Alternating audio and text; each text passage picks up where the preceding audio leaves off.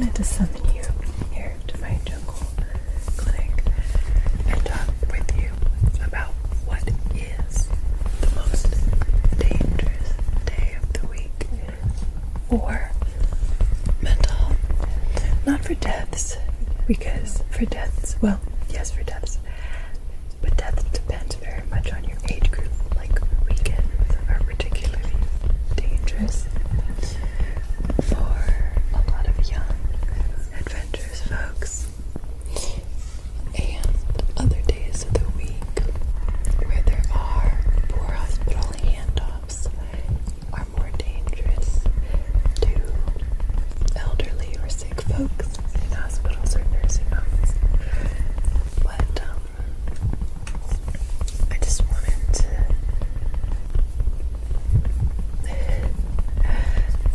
adjust your face. That's what I wanted to do. What do you think is the day where people are most likely to intentionally harm or end their lives? What day of the week would you guess that it is? I think you probably know. It's fairly...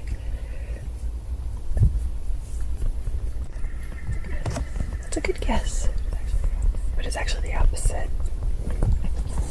I think you know what I mean if I say like the opposite of Friday, right? Mondays. Mondays is the correct answer. So, there was one study of over 20,000 pediatric patients where emergency room visits for intentional self-harm peaked on Mondays. It's not just kids like trying to get out of school. One English study of over 80,000 suicides found Monday at the highest rate across the board. 80,000 is a really good. We talk about studies not having, the right numbers, not having enough statistical power. These studies have statistical power. Why do you think that is? Not why do they have statistical power? Why do you think Mondays are so deadly?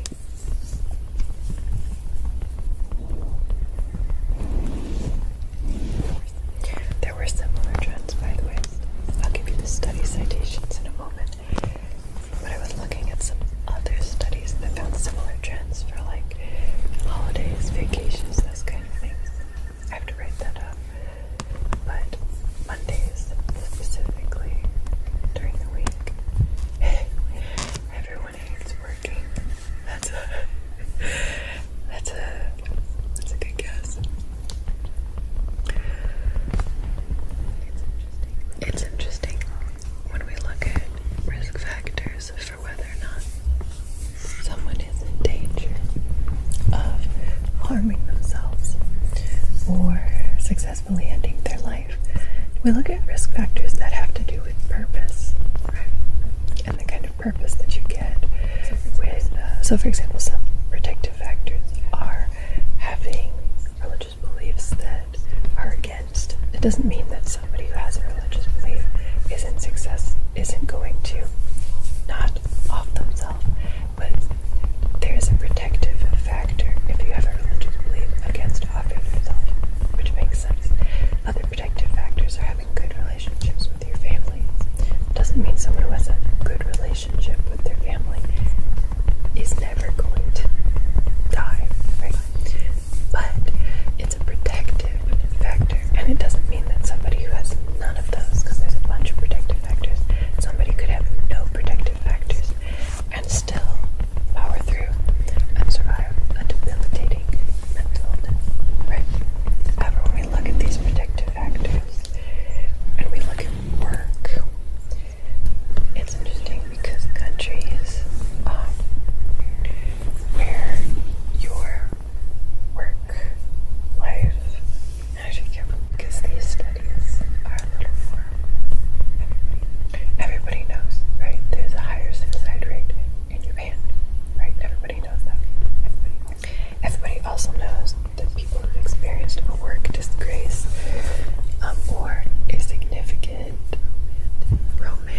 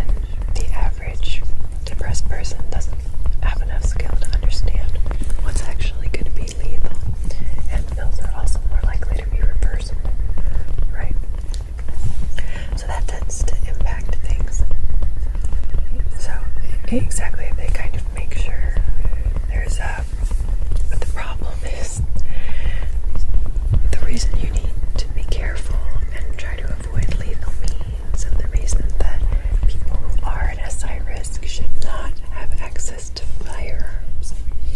The reason for all of that is because people usually regret their attempts. Males as well. The vast majority of people, if given a little bit of time, regret their attempt. So, the problem with attempting with a violent lethal mean is you don't get the opportunity to have the regret that you would probably have. You probably would not actually want to end your life. We all want to, right? Those of us with mental illness in those moments. But it's, and of course we can debate what wanting is, and your basal ganglia versus all the neurotransmitters that are messed up telling you what you do or don't want, blah blah blah blah blah. But usually one recommendation is to ask people, like, wait a week. Someone who has like a certain plan, and it's wait a week and see what happens, because you can always do it later, right? That's always something that you can put on your schedule for later. And people pull out the more time that passes between the intent and the plan, as in, like, having in mind you, the more you usually don't want to do it. So it's kind of a shout out that, like, if you do know you're at SI risk, you should keep violent lethal means out of your home, right? And you should avoid alcohol, because alcohol lowering your inhibitions makes it way easier to use those violent lethal means. So, but you mentioned purpose, right? And that's for males and females. Not having that sense of purpose. Sometimes we get purpose from connection. It makes a big difference. So logotherapy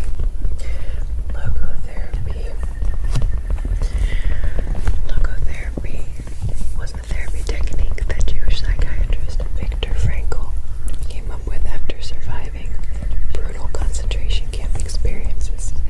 He observed the people who mentally kind of made it through the camp and those who broke.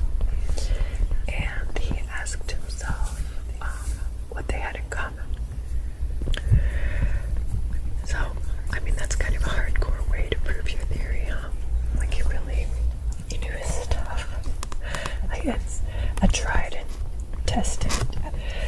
At the time that Frankl was working, there was a lot of, like, penalizing sadness. It was like, we want to make people stop being sad, and we want to make them happy. We want to get rid of their sense of suffering, basically. It's like therapy was geared at ending your sadness, not helping you deal with, cope with, and survive your suffering. Like, the idea was to get rid of that internal suffering, not understanding. It's kind of like the children's film Inside Out. Sadness is an important part of who we are.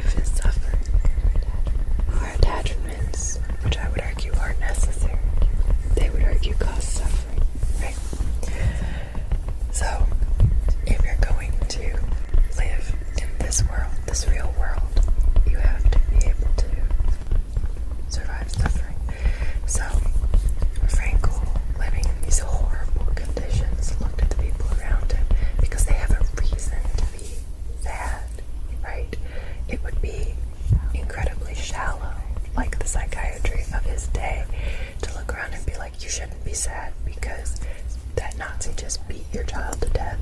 You should, it's kind of like the Greek, like stoicism. I talk a lot of trash on Greek philosophy, and this is an aspect of it, just like the you just need to not feel it, essentially. It was kind of, a lot of the therapy principles of the day were just kind of built on making people a little bit colder, right? And making them behave. And it just, there was a lot of psychoanalysis was very popular at the time. Psychoanalysis being the old Freudian technique where it's like, tell me about your father. You like dig down, and your suffering is somebody else's fault. That doesn't mean that trauma doesn't affect us. But logotherapy more says, okay, I have this suffering. What am I going to do to survive it? And so it looks at purpose. And he found that people had sadness, they had suffering, right? But they survived it. To paraphrase a quote usually attributed to Nietzsche, a person who has a why can survive any what or how, right? Frankl has a book called Man's Search for Meaning. I link it under every YouTube video, and it has as its basic premise that there will be suffering, and therapists should focus on helping people find meaning to carry through it. In dialectical behavioral therapy, this is called value living, and I talk about value living in a couple other videos. You should definitely check out the dialectical behavioral therapy value living videos if you get a chance. They really help you dig into yourself and connect with your inner self and connect with, what you think matters, right? It's a really good way to get back in connection with the divine also, because we can't ignore the spirituality aspect of people's health. Like, people care about those connections, and that affects how they live their lives and how they do their health, right? So value living is basically this technique where you look through what you value the most and whether or not how you're living, it's not like it doesn't match up with those values, but like whether or not you can make changes that align better with what you value. So for example, if you value family, but you're spending 80 hours, a week doing a bunch of overtime at work because you feel like you should, right? You would be more in line with your values if you didn't work overtime and spend time with your family. This is obviously in a very, limited. It's a very simplistic example because, of course, things can get complicated. But the idea being that you should spend your time with what you value, right? What you care about.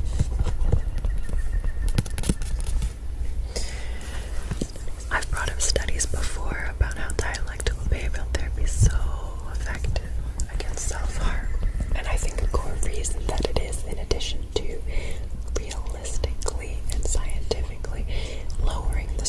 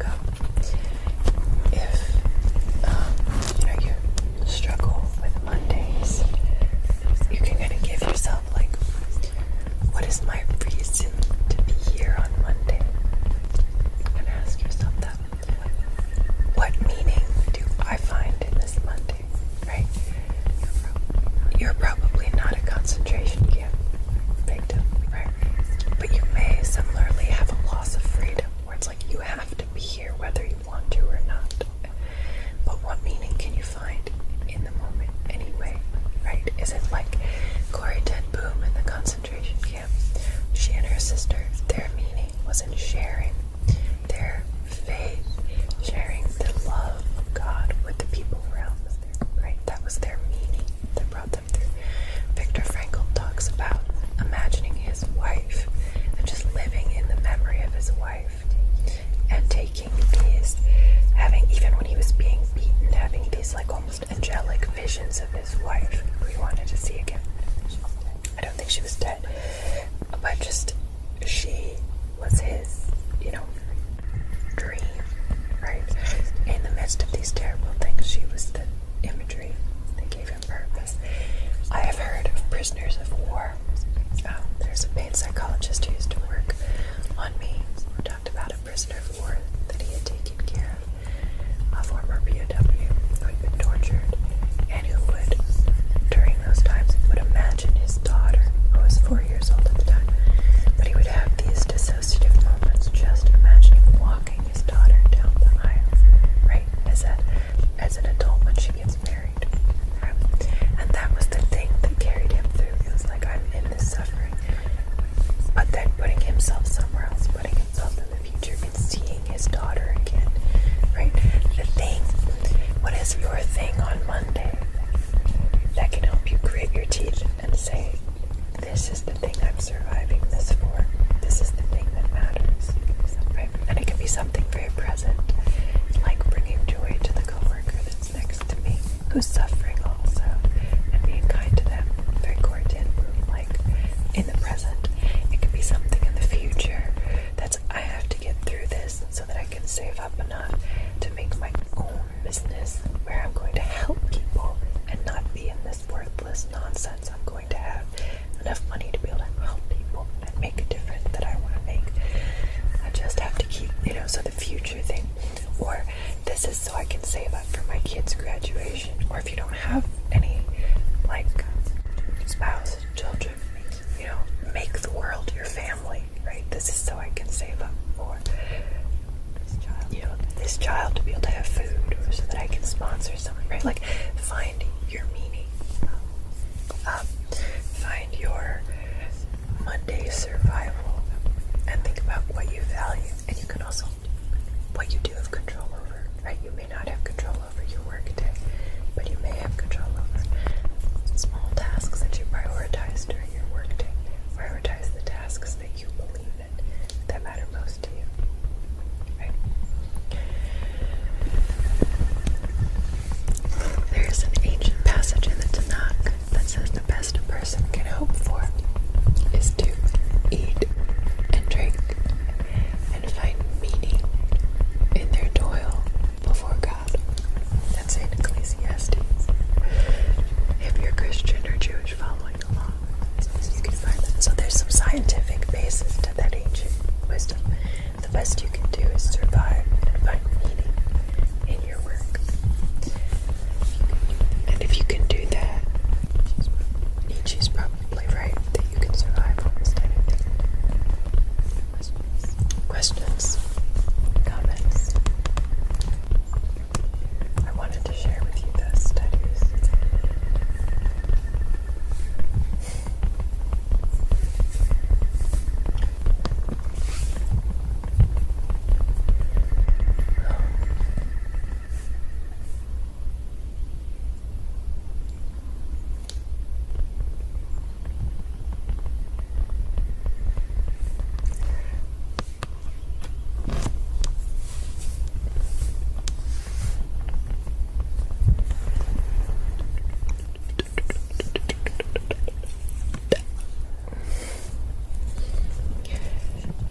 You should check out the other Value Living questionnaire videos if you get a chance. They're very helpful. But they usually have handouts with them. So, generally, if you are mentally well, a lot of these things will happen naturally because of your dopamine drive. So you'll naturally latch on to the things, not necessarily that have value, because unfortunately a lot of people don't live their values, but you will latch on to things that are helpful for survival, which that's the next step, is you make small achievable goals to then next step. That's, you know, you have your value, and then you're going to do the thing that helps you lead to there. Right? And that really helps people. I said before, the opposite of depression isn't happiness, it's action. It's action. I was talking about this with my provider today, actually.